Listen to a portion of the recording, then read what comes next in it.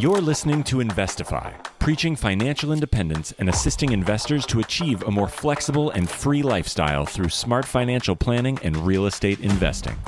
If leaving the corporate world and jumping into this thriving industry is what you desire, tune in and listen to stories of like-minded individuals who made the leap to financial independence. Equip yourself with the right tips and tricks to start your real estate journey, making active or passive ventures that are highly profitable and rewarding. Here are your hosts, Craig Kurlop and Zeona McIntyre.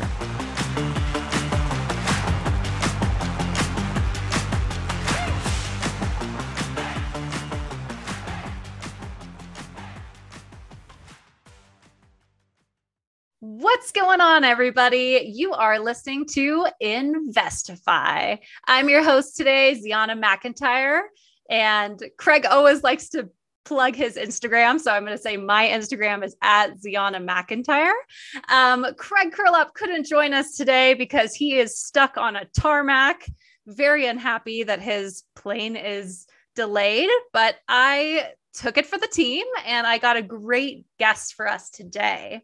One little tip about my life that I wanted to share with you guys, the hack that I enjoyed the most that has really made a huge difference in my financial independence journey is pet sitting. So I don't know if you guys have heard me talk about this. I might have mentioned it in my episode where I got interviewed by Craig. But what we do essentially is we're part of a community on an app where we apply for pet sits and we do the exchange for free. But in turn, we get to rent out our home on Airbnb and make a good income on that. And so right now I am broadcasting from Steamboat Springs, which is a beautiful resort community for skiing and snowboarding. And so we get a full week vacation in a beautiful home for free, some cute doggies to hang out with, and our home gets to pay for itself. So if you guys want to know any more about pet sitting and how I do that hack, please reach out to me on Instagram. I would be happy to help you. Now let's bring our guest on today, Ron Schneider.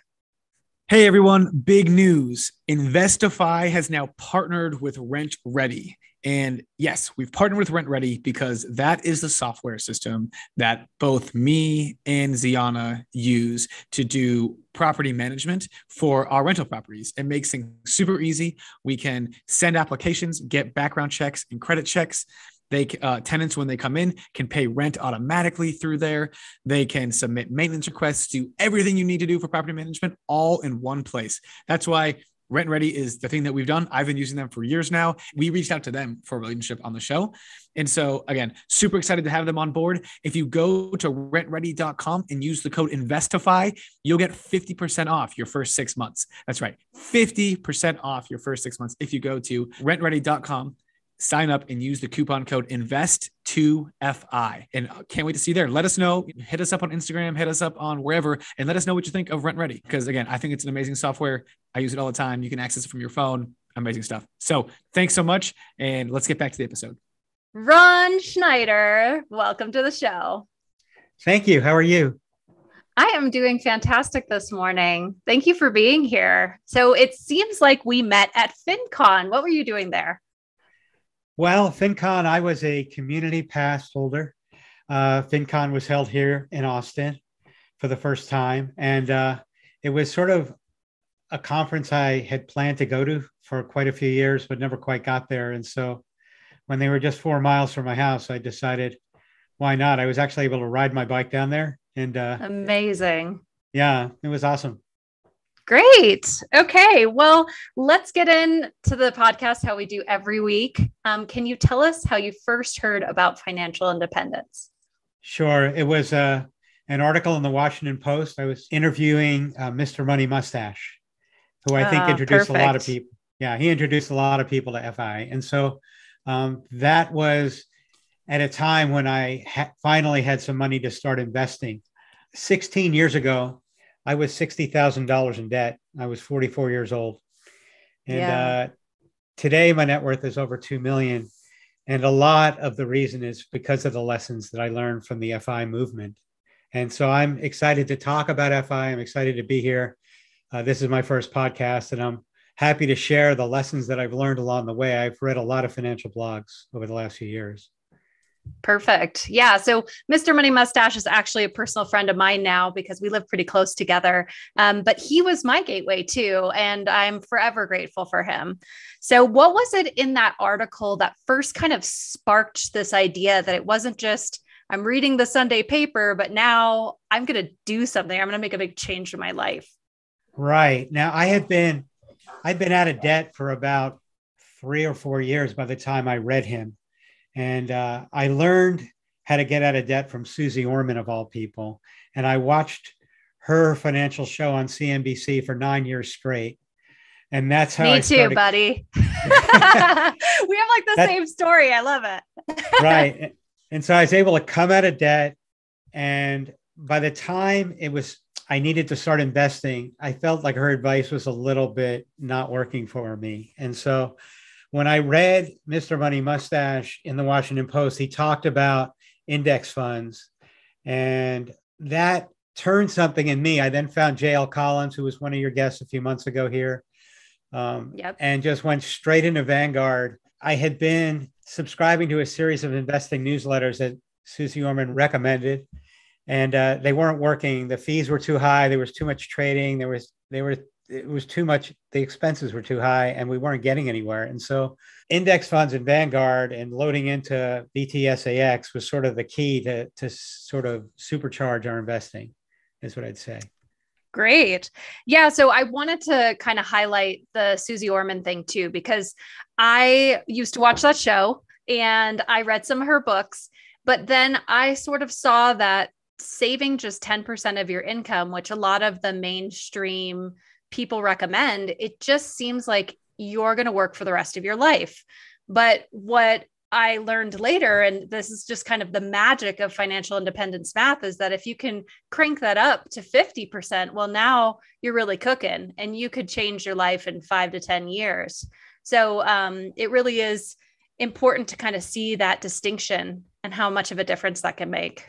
Right. I mean, I think in terms of getting out of debt, Susie Orman was crucial. That I had a lot of money fear. I grew up with a lot of fear around money. My mom was a saver, married to my dad, who was a spender, and she was just terrified. Those were her words. She told me when I was very young. And so I had a lot of fear and denial about my money. Like for somebody to show up in their mid 40s with as much debt as I had, there were some issues that needed to be resolved emotionally. So I think Susie Orman helped. Internalizing her lessons helped. But to supercharge the savings, it needed to be a higher savings rate, purchasing my own house, getting into low-cost index funds. And I never got caught up in anything highly speculative. So currently, like Bitcoin is not of any interest to me. I know that it's a legitimate field of interest for people, but I don't do speculation.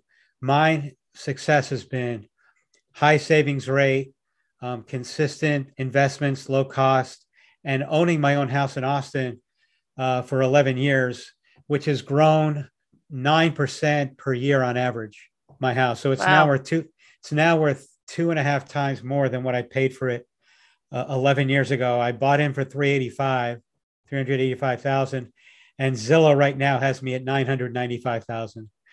Wow, that is quite a jump. Okay, well, let's get back into the house in a little bit because you said it was a good story. So I definitely want to give some space to that. But one thing I want to talk about is being in that much debt in your 40s, because I think a lot of people who come to this late in the game think it's over for me. It's too late. Even later in their 30s, thinking like, man, I missed all that really good compound interest time of starting when you're 18 or early 20s, where you just have this huge horizon in front of you. So how was that for you? And like, what really worked? Well, the average American has $93,000 in their 40s in their retirement account. So many, many people are starting late, starting what they feel is too late. And I think my story really says that it is never too late. And you referenced before, it only takes 5 or 10 years to turn this around, completely turn this around. That, as soon as you stop digging deeper into your hole, and start climbing out of it, the sooner you will be able to feel the benefits of financial security. And for me, once I resolved what was emotionally keeping me down, the math, the hard work, I lived on austerity for the first few years, but even then it wasn't 100%.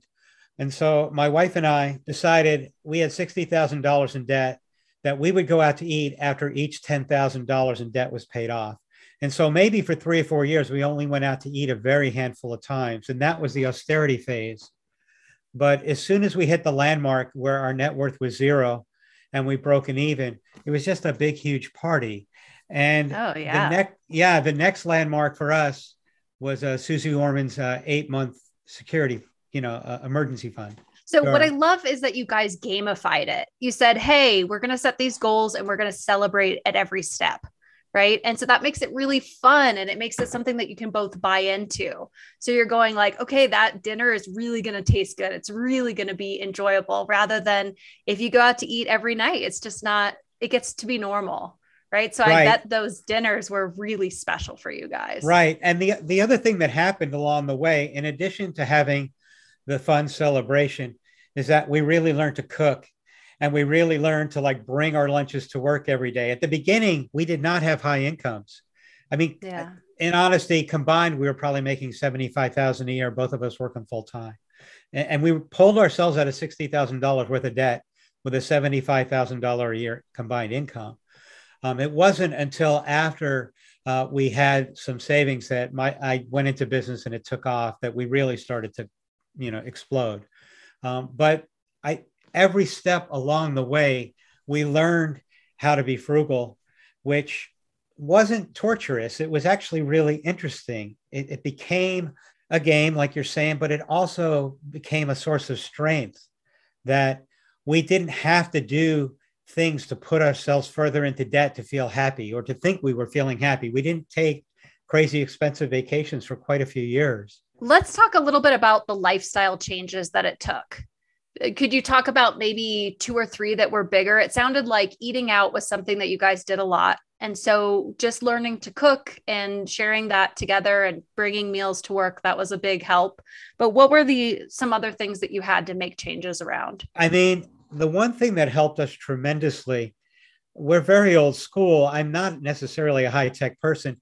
Every single month, we calculated our net worth. You're looking at 16 pages, 16, these all on a yellow pen, 16 years worth of monthly net worth calculations right here. I love that you have that right there. I have it in a drawer right here. And so, amazing. I mean, I can go back now. This is a record and go on June 29th, 2013, which is shortly after I discovered Mr. Money Mustache. Our net worth was $441,000 at that point. And we had just started, gotten into some major investing.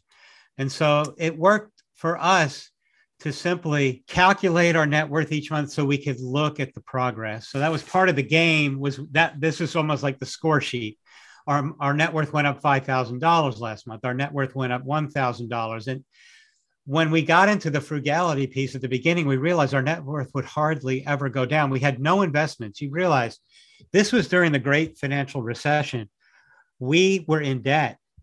At that point, we had no real estate. We had no stock. So when everybody else tanked, nothing happened to us. We were just paying off debt. And every single month, our debt would go down and down and down. And we were able to calculate it so that we could see the progress we were making as we were doing it. And that was a huge game changer for us to be able to check off the progress each month. Great. So it sounded like budgeting and being able to see the progress and kind of like that just kept you motivated. It kept the ball rolling, right? You had momentum. Right. Great. Yeah. And being able to, go ahead. Oh no, go ahead. Yeah. Being able to see it every month gave us the inspiration to keep going. And so when you see it to go from 60 to 45 to 43 to 50, and all of a sudden the day you come out of debt, I mean, I've got a page here with stars and bars and, it looks like fireworks on it the day we came out of debt, the month we came out of debt. That should be framed. Yeah, right. Well, I don't know why I keep it. You saw the way I keep it. It's not really bound in a book. Some of the pages are frayed and so on. But in addition to being frugal and tracking our progress, learning about finance and personal finance help, whether it's behavioral finance or investing. These days, I read so much about investing. I don't know if you know the Ritholtz Wealth Management people. Barry Ritholtz is on Twitter, and no, I don't. They're a bunch of, they're an investment advisory firm, but they all blog. They have podcasts, and these guys obsess about markets. And so I'm learning a lot about investing now, even beyond just the basic index investing. I like to see what the lessons are from people who've been doing it for longer than I have. And so, yeah. So let's get back on track here. So we were talking about just like your steps. So first you guys focused on getting out of debt, but getting out of debt is just baseline zero. Now you have to build up a net worth and a retirement that's going to take care of you for the rest of your life. So how did you guys do that? You said that you started with a savings, like a Susie Orman 8-month plan or something like that. Yeah. Can you tell us a little bit about that? Yeah. I mean, she advises everybody to have an 8-month emergency fund. And so that was the next landmark for us after getting out of debt and being at net worth zero, was to have 8 months saved of what our monthly expenses were. And I mean, calculating our monthly expenses was a key piece of all of that. So then we were able to find out what our 8-month emergency fund needed to look like. And that money stayed. Back then, you could get 4 or 5% and a bunch of crazy savings. I used to have these savings accounts where if you use your or checking accounts where if you use your debit card 12 times in a month, they give you 5% back then. I had our emergency fund in accounts like that. And I would roll from one account to another, trying to get the highest interest rate we could. But saving money really wasn't any different of a process than paying off debt. Yeah, we didn't really, we didn't, it's the same exact thing. It's the same thing every month. We were still tracking our net worth on the yellow sheets, watching ourselves go from $5,000 to $10,000 to $50,000 in net worth. It became like, what ended up happening is in 2010, I had started my own business in 2008. I'm a political consultant. I never really said what I did for money. And so I had worked for political campaigns up to 2008. And in 2008, I started my own business, which started slow. In 2009, I worked part-time as a campaign manager for somebody else and was still doing my business on the side. In 2010, my business exploded. And at the end of 2010, we had enough money to buy a house. Finally, we had saved for a house, which I guess was the next landmark after the 8-month emergency fund. Yeah. So let's do dates a little bit. So when you were in a lot of debt, what was kind of that date? And then when did you pay off your debt? It sounded like it was in 2013, maybe. Right. Now, I got married in 2006 and I had $60,000 of debt when I got married. We probably came out of debt in 2008 or so. I could pull up the yellow sheet and look, but it'd take too long. And then, just in general. And then by the end of 2010, I had made finally a really good six-figure income in 2010 that we had been saving so hardcore that we had enough for a down payment. I mean, the formula was at least 20% down and at least a 1-year emergency fund with the new expenses of the new house, whatever the new expenses were going to be. So we had our net worth when we bought the house was about $225,000. And that was the beginning, January 2011, 11 years ago. Okay. And so at this time, it's still a little bit early. I think Mr. Money's Mustache started writing in 2011. So did you have the concept of trying to have a FI number or a retirement goal that you were hoping to hit? No, we had at that point been working through Susie Orman's series of investment newsletters, and we're never happy with the returns, is what I would say. It wasn't until I read Mr. Money Mustache, it was at the end of April 2013 that his article appeared in the Washington Post, that I learned about index investing. And immediately all of our money then went into Vanguard and BTSAX, like instantly. And at the very beginning, the first year and a half of owning the home, was it 2011, 2.5 years, I was freaked out by being in debt again. And I was throwing $10,000 and $20,000 at a time at the mortgage. So the mortgage was $288,000 We put 100,000 down, $288,000 mortgage on this house, 285, but it was something like that. We paid 385 and immediately started to pay down the mortgage as fast as I could. The first interest payment on the mortgage was $930 a month, and it just freaked me out. And so let's go into that a little bit. So because most of the listeners are in real estate, it's nice to hear about the numbers. So you're saying that you bought it for 385 and you put 100 grand down. So, I mean, you guys were already great savers at that point. But what was your reasoning for buying the house? Was this going to save you on rent? Like, what were you paying on rent at the time versus what your mortgage was going to be? Well, no, it wasn't going to save us. It was a step up in lifestyle. We had been living in a basement apartment in Washington, D.C. with little critters and things that I don't want to get into. And so the key to getting, you don't want to live like that for too long. If you put up with what you put up with to get out of debt. And so for us, it was simply a question that we could afford it. And then the prices in Washington, D.C. at the time were double what Austin was.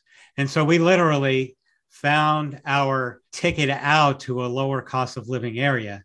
Now, Austin has exploded in the last, ever since we've been here. It's been on every 10 best list of places to move in the US in the last 20 years, I think. And the real estate market here has gone crazy. It's gone crazy everywhere, of course. But for us, we were in the same type of neighborhood, the same size house. We were able basically to buy it for half the price. I think what we bought for 385, was going for 750 in DC. And we would have been house poor and just felt like, okay, we had friends here. We're going to find the house we want to live in and still have a lifestyle that we like. We bought a house that was a little bit of a stretch, but not too much. And I know that the real estate investors work with leverage. The folks here in the Choose FI group that I belong to are real estate investors. I know one woman who owns 20 properties. She's probably 30 years old, has never had a real job, had her first real estate investment when she was in college, and is just cash flowing her whole life long. And doesn't have she doesn't have a real job. That's what she does. She's fearless, and it's awesome. Yeah. But I started so late. I mean, I didn't learn about FI until I was 52 years old. And so for me, it was never about retiring early. It was just about retiring. Great. So let's talk a little bit about the why of buying a home. I'm curious if there was some security around that, or if it was just the next step that Susie was recommending. Why buy when you could have just moved to Austin, upgraded your life, but rented instead? That's a good question. I don't exactly remember what the thought process was, but because maybe it was because we didn't know how to invest back then, and we hadn't learned about Vanguard or low-cost index funds. And so because we didn't know what to do with the money, so to speak, we were struggling with our investments. A home seemed like a good place to save, which I think a lot of Americans have their savings in their home. And so I think that was the next logical step is you have a down payment and you don't know how to invest in the stock market. Real estate seemed like a safer proposition at the time. And we got very, very lucky. We bought at the bottom. So that was 2013 that you bought the house? No, we bought in January 2011. Okay, you bought in 2011. Okay, so you buy your house and you said that all of a sudden you're back in debt. Even though it's a different kind of debt, you're back in debt and it's keeping you up at night. So how did you kind of reconcile that, or what did you do? It sounds like you tried to pay it down fast, which some FI people do. Have you since changed your strategy on that? No, I paid the mortgage off completely 4 or 5 years ago. I look back and I can run the numbers and see that holding on to the mortgage would have been a smarter financial decision. I sold some of our VTSAX to pay off the house.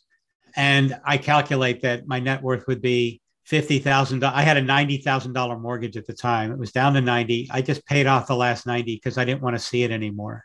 I didn't want to make the payments anymore. And I think I've always been a little bit of a nervous financial person. And so for me, I didn't want borrowed money in the market, even though if I kept the $90,000 mortgage, it was 4 or 5 years ago, VTSEX was around 70 when I sold.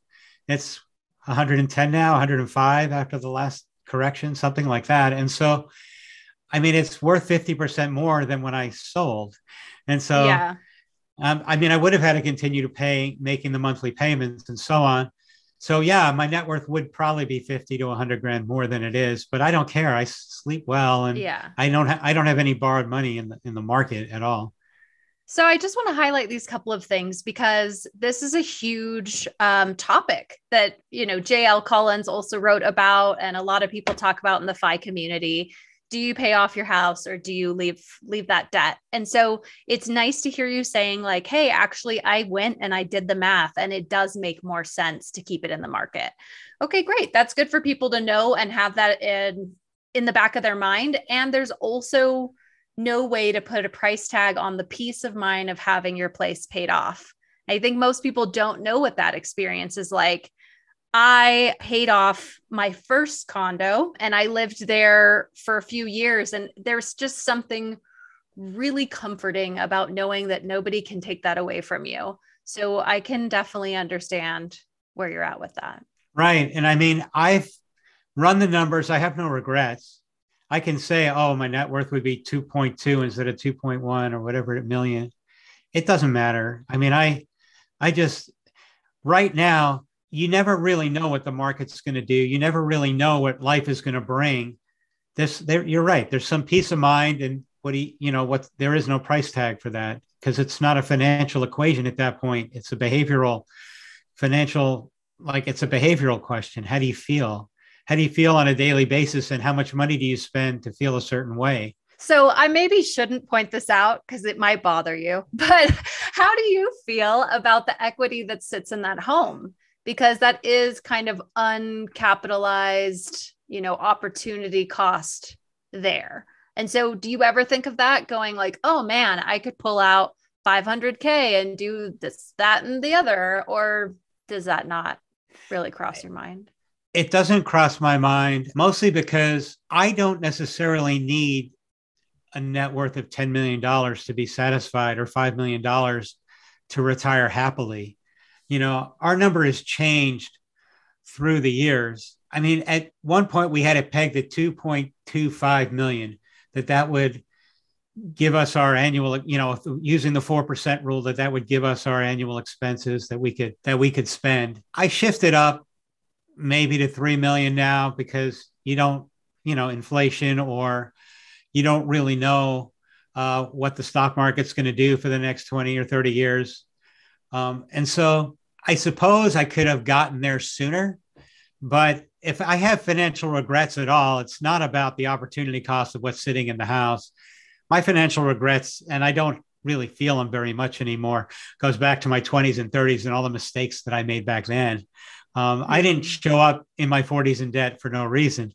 I kind of had a very cavalier attitude, live for the moment attitude when I was in my 20s and 30s. And I didn't realize. I think that's pretty common. Yeah. I didn't realize how much fear that was. It was buried.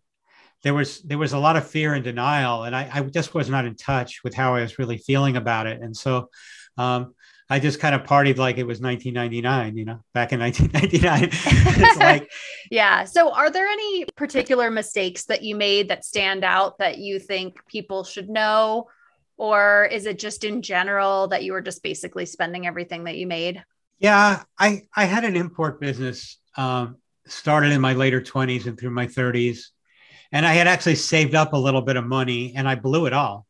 Bad business deals, traveling around the world, going out to eat all the time, concerts. I've been to hundreds and hundreds and thousands of concerts in my life, things that in retrospect would have been better to put off a little bit, maybe. I mean, it's hard for me to say I regret all of that. Somehow you think that if you would save the money first in your 20s, if there's any young people listening, you'll be able to do that much more with financial peace of mind along the way. I think I just blew it all as I got it, so to speak, or it was easy come, easy go. And in retrospect, I worked a lot harder in my 40s and 50s than I would have had I done it in my 20s and 30s, I guess. I mean, I can think about it now. So maybe it's more of a balance, not that you can never go to a concert, but maybe you just do a few less, and that you cook some meals at home, and that you have just a little bit of consciousness around it in your 20s and 30s. The only thing I'm thinking about as I hear you is that maybe in your 40s and 50s, it was easier to do less because you're like, well, I don't need to go to a concert and I'm more happy just staying at home. But I can definitely relate to the idea of once you have even just a certain amount of money saved, say 50,000 or 100,000 that's liquid, there's just a certain comfort of knowing like, I'm not living paycheck to paycheck. I'm not desperate. And I think that the earlier you can get that in life, the more freedom you can have to pursue your passions. And, I think that gives you so much more space. Right. I just thought of another mistake. I bought a new SUV. I'm trying to think of the year. It was probably in the late 80s. I was probably 27 or 8 years old, something like that. And I was making money from the new business, but I didn't need to buy a brand new car. And what I've learned from the FI community, and this has worked for us tremendously in the last 20 years or 10 years. Buy a 5-year-old car. Don't buy a brand new car. You buy a 5-year-old car, you drive it for 10 years, and then you sell it. So you are driving it during the years where it's still functioning well. You're selling it before the repair bills start to add up, and you don't pay the premium of driving a new car off the lot. Absolutely, because the big depreciation happens in that first 3 to 5 years. I'm a big fan of that too. And I think that the car is not the age. So it's not the year. The age is shown in the miles. And so anybody who's looking for a used car, try to get something that's low mileage, because a lot of the big expensive stuff happens at 100,000 miles. And so even if you get a 5-year-old car and you can get something that's 40,000 miles or under 50,000 miles, you have a lot of time horizon, especially if you're FI and you ride your bike around and, don't drive as much. So this is great advice for people out there. Thanks for sharing that. I want to go into your FI goal a little bit. So when you found Mr. Money Mustache 2013, you're already out of debt. You have your house. I don't know if you've paid it off yet. Do you think you had paid your house off yet, or you were just kind of throwing a lot of money that direction? No, it was 10 and 20,000 at a time. We'd still owed money. I probably paid the house off 5 years ago, if I had to guess, 2016 or 17, something like that. So you find Mr. Money Mustache, and when did you get to the concept of a financial number or a FI goal? Well, I think shortly after reading him, I immediately went to his blog and started reading all the posts and learning about the 4% rule. And we picked a number at the time that we thought, okay, we're spending 75,000 a year, multiply that by 25 times. And so that was our original FI goal. And I have to do the math. I do want to highlight that again, that the math of financial independence, and Mr. Money Mustache has a great 4% rule blog. So if you want to go check that out, maybe we can put it in the show notes, but you take your expenses, not your income, and you divide, or you times that by 25. And that gives you your financial independence goal. And so your target was 1.25, 1.875 million. And that is 1.875 in index funds, or did you mean total with your house? No, it didn't mean, for us, it never meant our house. Our house isn't producing any income other than imputed rent or whatever. And so for us, it was outside of the house. And we're still debating after all these years about whether we're going to cash out of this house at some point, go to a lower cost of living area and use some of the money towards our ultimate 25 times, Yeah. Okay. So at 1.85 million, what is that a month that you're spending? Do you know? Well, it's 75,000 a year. So it's, if you divide that by 12, 6,500 a month, or is it 7 times 12? So yeah, even when you guys were living pretty frugal, you were still spending that much?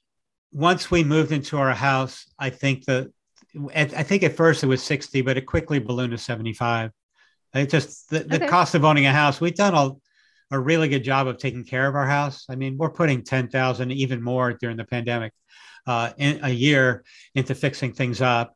And I don't mean fancy furniture and gadgets. I mean, like structurally fixing our house and our yard and all these things. So we do a lot of house maintenance.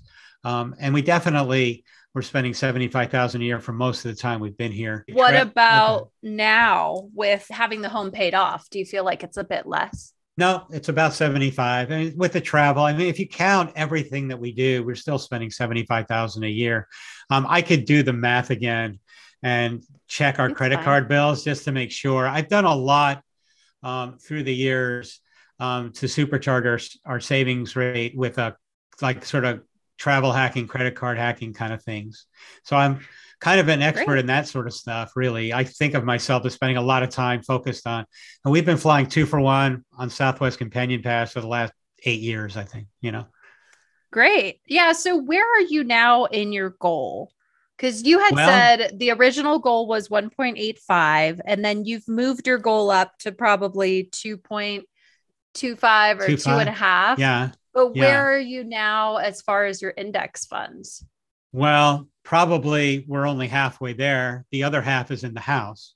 And so our net worth is 2.1, with the house being 1 and the index funds being 1.1, or some of it's in the bank, obviously, for a emergency or something. But the goal to stop working, it's kind of funny. Like there's a lot of FI people that I've met that are itching to quit their jobs, and they are trying to get out of the cubicle. And that seems to be the typical person. But for me, I've been working from home for the last 13 years, and my wife just started a business working from home. And so for us, we're not dying to quit our jobs. I like what I do. It pays really well. She's just starting out. And so we're not getting to 2.25 as the goal. It's almost like the goal doesn't really matter anymore. It's more the journey of, are we enjoying our lives? Are our savings on track? We know that at any time we could cash out of this house and be, within a stone's throw of that goal. So we're kind of there already. I mean, and my net worth went up by 15% since the beginning of the pandemic in 2 years. So, I mean, in 2 years, the net worth is up $300,000.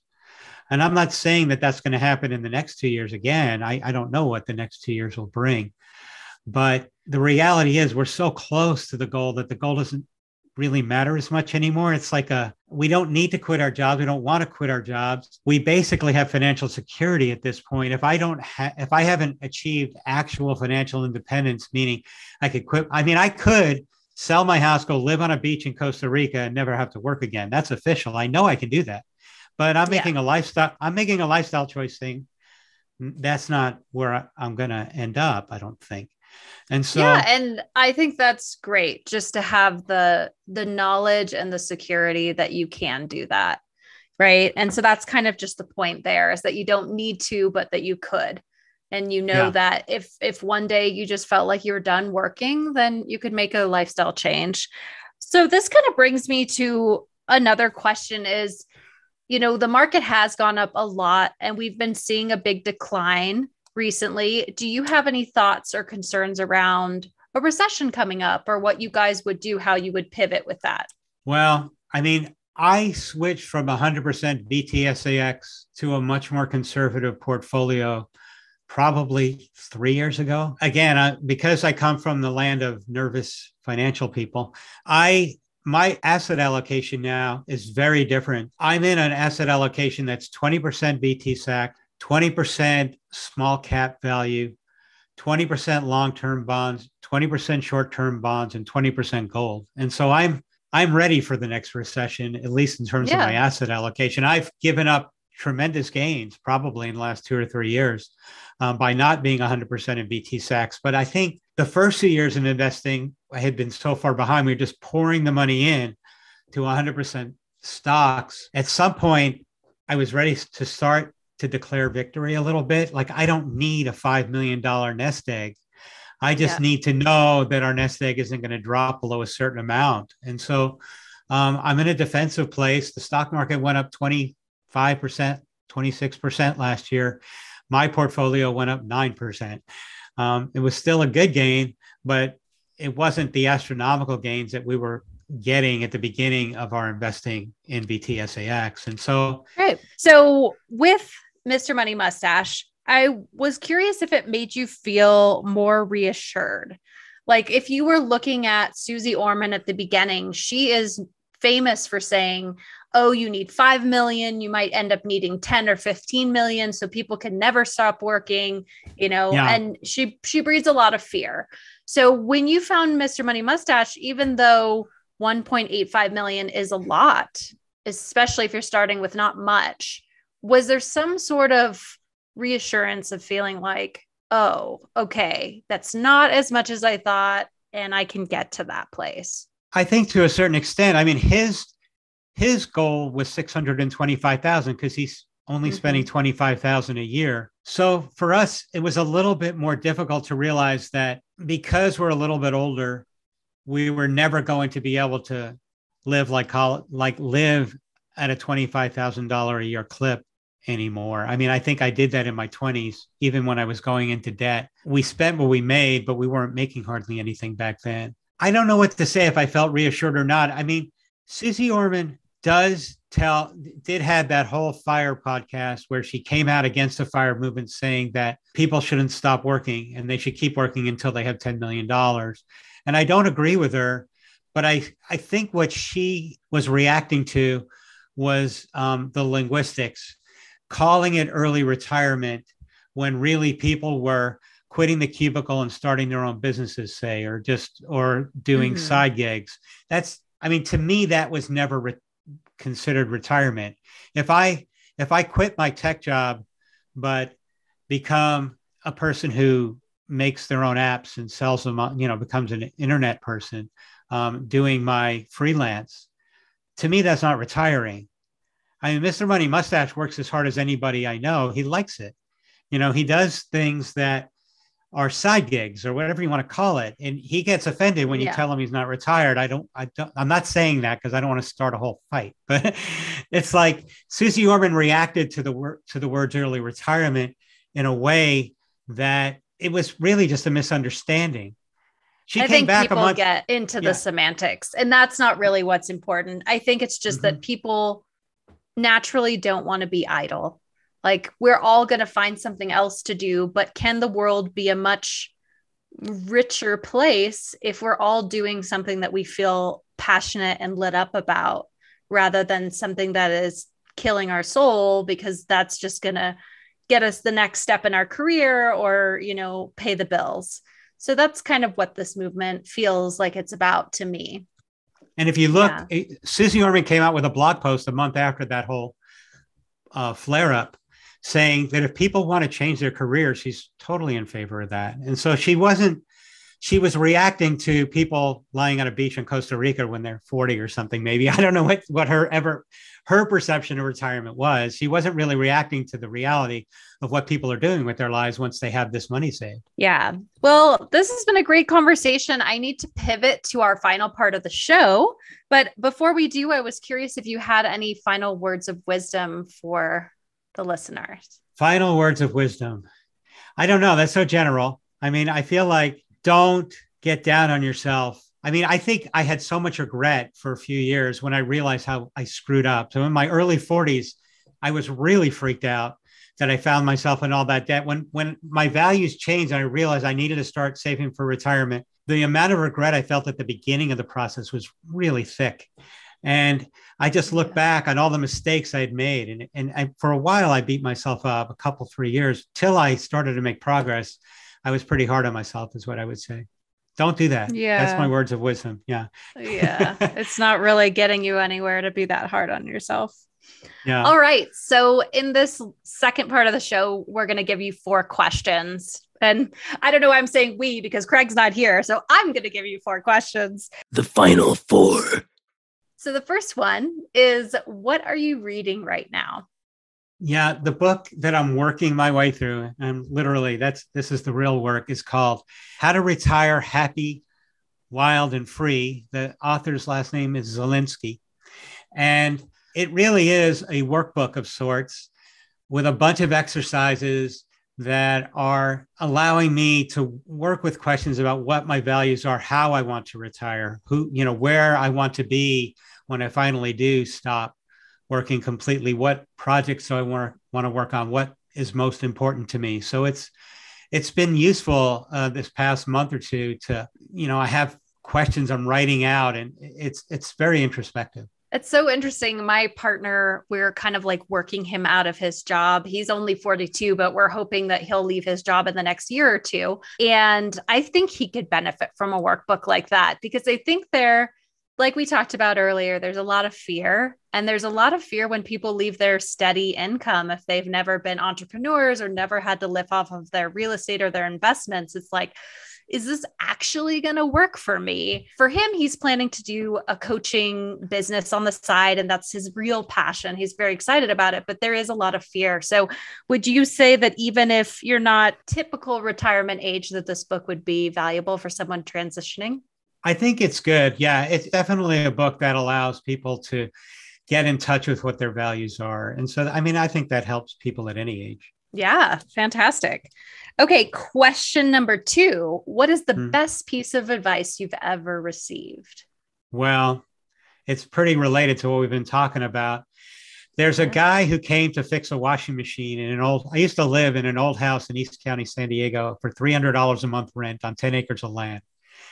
And it was always breaking. And the guy came to fix our washing machine. So I called him the Maytag repairman. And this is 30 years ago. He comes into my house and he says to me and my girlfriend at the time, "You kids are spending all your money. I don't go to any movies. I don't go to any concerts. Every single penny I make goes into the bank." He said something like that. And I've called him, ever since then, I've referred to him as the Maytag repairman, the best advice we never took, Wow. That's kind of like the ghost of Christmas past or something. It's like, it was like a glimmer of your future. Like, here, I'm going to just drop this here and maybe you'll remember this later. That's pretty interesting.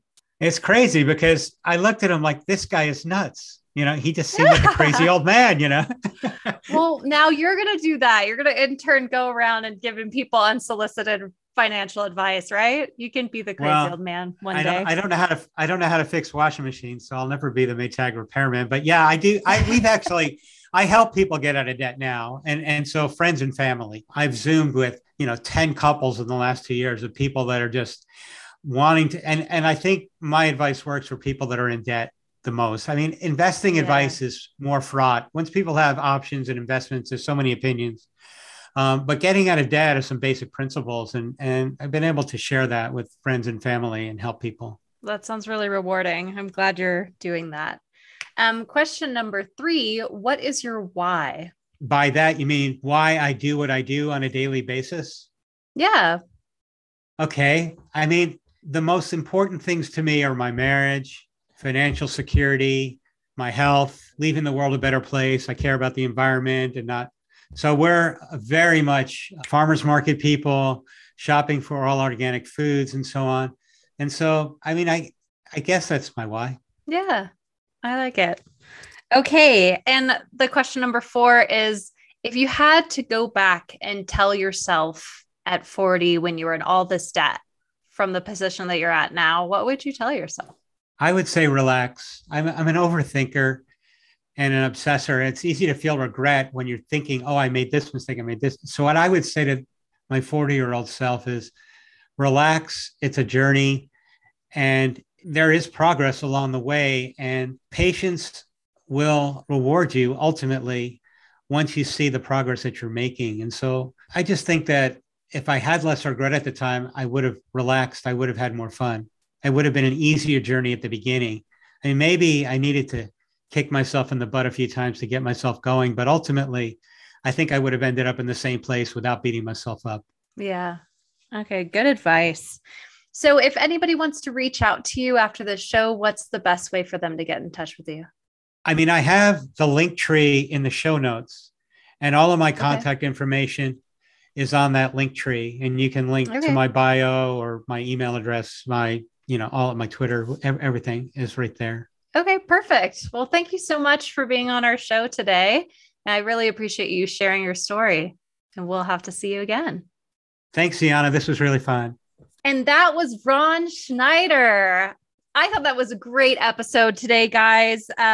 He is a podcast virgin, so we had a little bit of tangents and storytelling. But what I loved is that he highlighted how you can start late and you can still achieve your goals. And he wasn't as frugal as people like Mr. Money Mustache and some of the younger people on here can be. And so don't get down on yourself if you're in debt or if you're feeling like your savings is happening so slowly. There are things like real estate that we talk about on here. There are hacks like pet sitting, even some other hacks that we didn't get into today about credit card hacking that can really boost your savings. And so if you're trying to get there fast, just know there are lots of people out there that have done it in 2, 5, under 10 years. So you've still got time.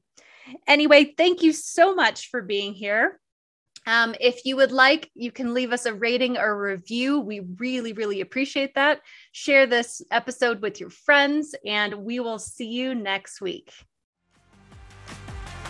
That's it for this episode of Investify. We hope that these nuggets of real estate wisdom lead to more savvy financial planning and a clearer path towards financial freedom. For more content like this, subscribe to the show at investify.com. Don't forget to leave a rating and share it with your friends. Together, we can transform more real estate newbies into successful and clever investors.